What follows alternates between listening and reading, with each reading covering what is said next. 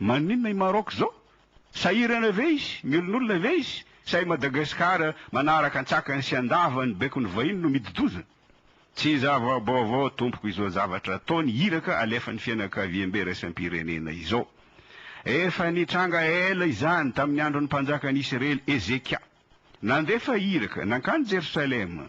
Sankeriba mpanjakany Asiria izay fianakaviam-be raisam-pirenena tamin'izany. De Rabsake izay nieke any Ezekia, toa izao ataony ramatoa Safatma Samora sy ny vahiny mieka ny FFKM izao.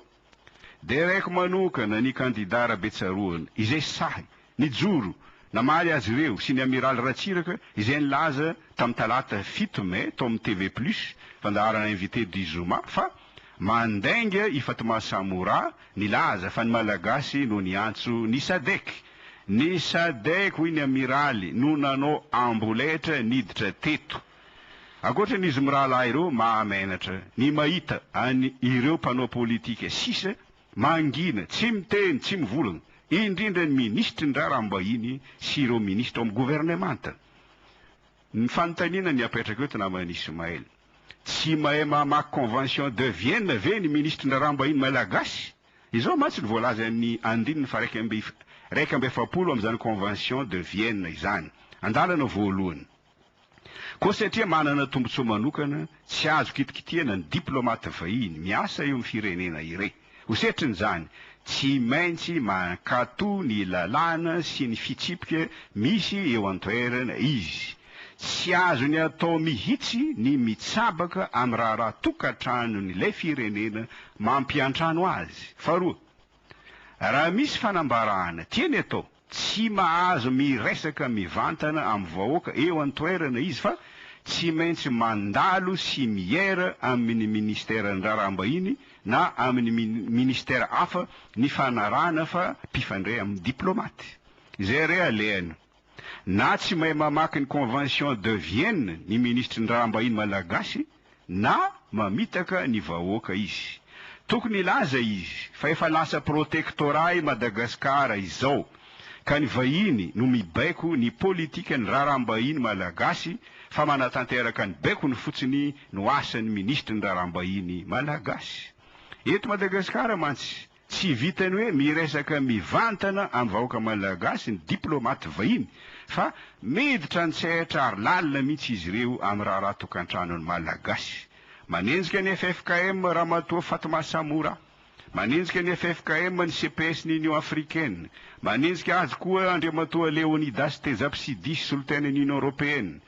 Tahaka izany koa andriamatoa Jean-Claude Delestrac, secrétaire général ny Océan Indien, izay tonga teto tamin'ny 10 Mai lasa teo ary nilaza fa na inona ataon'ny FFKM tsy maintsy ajaina ny tondrozotra ary tsy maintsy atao amin'ny 24 Jolay ny fifidianana na ino kidona na ino kiatra.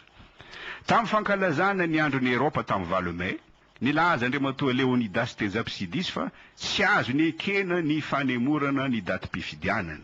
Ny eky any anefa ity diplomate européanina ity fa namoatsampona ny CES namoaka ny anaran'ireo ny ekeny ny latsaka ho fidiana de nambarany fa tokony asiana fanovana ny CES namoatsampona. Mialatsiny afa de efa miteniteny foana ity Tezapsidis Leonidas ity satria fanovana indrindra no zavatra nataony FFKM teny vato. Kanefa tsy ekeny ingady Tezapsidis ny fanovana ataony FFKM. Nambarany fa any aorian'ny fifidianana izany vao azo atao. Matoa namany Ismaël, sa manompa ny malagasy eto Madagasikara ny vahiny dia noho ireo mpanao politika voany complexe du colonisé tsy mahavelon-tena manantena fanampiana lava avy any ampelantanany vahiny. Misy angaredona iraisam-pirenena mihitsy atao amin'ny malagasy amin'izao fotoana izao, satria nanao fivoriana tsy ara-potoana tany Cape Town tamin'ny 10 Mai lasa teo ireto filom-panjakana ao amin'ny Sadek ireto: Jakaya Kikwete, filohan'ny Tanzania sady filohan'ny Troika; Jacob Zuma, filohan'ny Afrika Atsimo; Hifikepunye Lucas Proamba, filohan'ny Namibia; Armando Emilio Gebuza, filohan'ny Mozambika sady filohan'ny Sadek. Zanana ny tena namany Ismaely fa andinika ny fandaminana ny ady an-trano tany RDC no antony nivoriany. Tsy zany. Ny zavatra nivoriany ary tsy ara-potoana dia ny tsikera ny lisitry ny kandida milatsaka ho filoha eto Madagasikara. Dia nandray an'izao fanapahan-kevitra izao izy. Esorona ny anaran'ny olona telo ireto tsy mahazo milatsaka. Ramatoa Laura Valmanana, Andriamatoa Isany, Andry Rajoelina sy Didier Ratsiraka. Za tsy manoana olona, indrindra izy telo mianaka ireo, kanefa tsy azo ekena mihitsy ny zavatra tahaka zany. Raha dinina nefa ny zavatra nataonareo mpanao politika, fanaoko anareo zao zava-mitranga izao. Efa nampitandremana imbetsaka tamin'ny 2020 hoe aza mankany Maputo fa ampididozan'ny firenena io kanefa nandeha ihany. Efa nampitandremana imbetsaka hoe rovito ny tondrozotra kanefa sady nataony sonia ny tondrozotra no navadiny ho lalàna no noforonony ny CSC komity manokana anara-maso ny fampiarana ny tondrozotra no miazakazaka mandoalika eo anatreny masin-dasisanao izy rehefa tonga eto izy. Mandrora manotsilagny ny mpanao politika sy ny mpitondra tetezamita mahavoan'ny tenany ihany manao sorobaton'ilay jamba voa vo miilana. Raha nivoaka ny baikony Sadek, izay vao ny ho sarom-piaro amin'ny fiandrianam-pirenena izy rehetra. Tamin'ny 2020 tompoko no tokony efa nasehonareo, izany fahasarotam-piaro izany. Raha tsy rovitina ny tondrozotra, averiko indray zany. Tsy ny fanakanana ny firotsahana izy telo mianaka ihany no ataon'ny fianakaviam-be raisam-pirenena eto Madagasikara fa mbola avandoza ratsy lavitra noho izany izy. Ohatra, tsy homenatra ny fianakaviam-be raisam-pirenena ilaza fa tokony foanana ny CS, tokony foanana ny HCC ka ny troikany Sadek no aka ny toerany ifantina ny anaran'ny olona azo ekena, ilatsaka ho fidiana sy amoaka ny voka-pifidianana. Mety ilaza mihitsy aza izy ireo hoe raha tsy vitanareo ny fifidianana, izahay fianakaviam-be raisam-pirenena no anendry ny filohan'ny Madagasikara. Tsanatriany vavo. Angaredona iraisam-pirenena no mitranga satria mitsipaka ny filatsahany telo mianaka koa Ramatoa Catherine Ashton, tompon'andraikitra ny raramba iny ao amin'ny vondrona Europeanina. Nambaran'ity Ramatoa ity fa sady toanany ny fanelanelanana ataon'ny Sadek no ankasitrahany ny fanambarana nataon'ny Troika ny tsipaka ny filatsahany telo mianaka. Dia no tapahany Union Européenne sy Frantsa ny famatsiana vola ny PASEM. Namoaka fanambarana ny commissaire ny Union Africaine miandraikitra ny fandriam-pahalemany de tsy iza fandriamatoa Ramtane Lamamra tamin'ny 17 May. Nilaza izy fa tsy azo ekena ny filatsahany Rajoelina satria sady tsy manaja ny fianianana nataony izy no tsy manisy fotony ny fanapahan-kevitra no raisiny ireo filom-panjakany Sadek. Tsy ekeny Union Africaine mihitsy hoe Andriamatoa Ramtane Lamamra ny filatsanko fidiny olona nanonga-panjakana.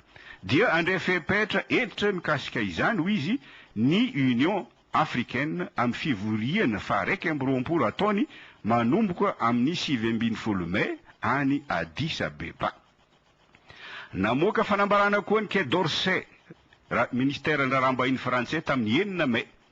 Nilaza ho diso fanantenana i Frantsa nandre fa nekeny CS ny filatsahany izy telo mianaka.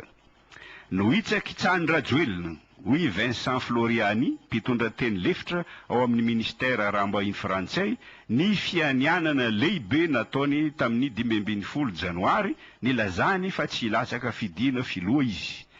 Izany no lazainy Frantsay. Kanefa izy tsy mahalala fa izy ireo ihany no nametraka ny filoha Rajoelina. Za mahita namany Ismaely fa tsy mena mivadika toy ny andro ririnina ny mpitondra fanjakana Frantsay arakaraka ny tombotsoany. Izy no nametraka ny filoha Philibert Tsiranana, kanefa no dakany ambavafo ity farany rehefa tsy nilainy intsony. Tamin'ny 17 Febroary 1779, raha nesorin'ny filoha Tsiranana tsy ho ministry ny antany intsony André Resampa. Nanao tatitra tamin'ny filoha Frantsay Georges Pompidou Jacques Foccart tamin'ny 2 Avril 1779. Hoy Jacques Foccart: Efa manao kitotoy tsy ranana any Madagasikara.